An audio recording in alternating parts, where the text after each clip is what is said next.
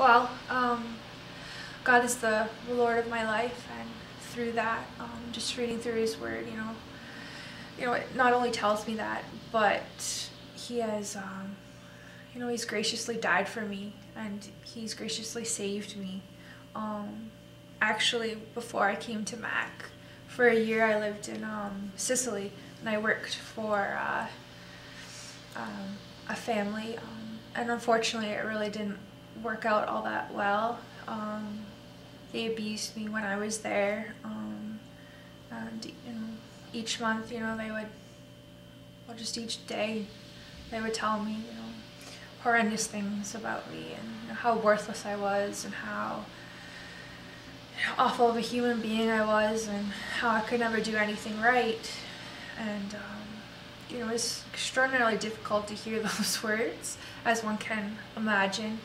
But also it was difficult because my family was over thousands of miles over the ocean, and we had little contact. I would, I'd phone once a week. I'd try and sneak on the computer, and my main form of communication was through letters. So God was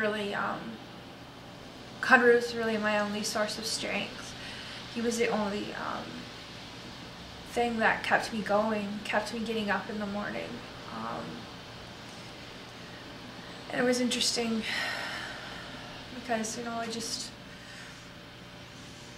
was hard, but I just recognized the fact that God provided me with so much comfort and so much strength while I was there, despite all these horrendous things that happened. And, He provided me with some cool experiences nonetheless, and provided me with some family. Well, I call them family, but they were friends, and so that was helpful. The last few days I was there, I was thrown out of the house, just left there until my plane came.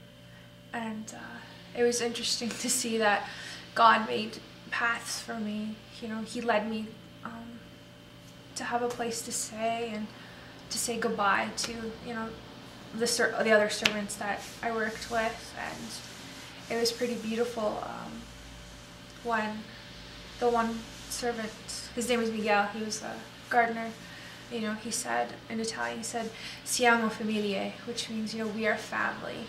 And, it hits you to think that despite miles and thousands of miles away, that God could provide this for me. And, He led me home safe and sound, and, here I am. So I want to be baptized in honor of Him, to profess to everyone that, He's not only my Savior, but He's a merciful, loving God,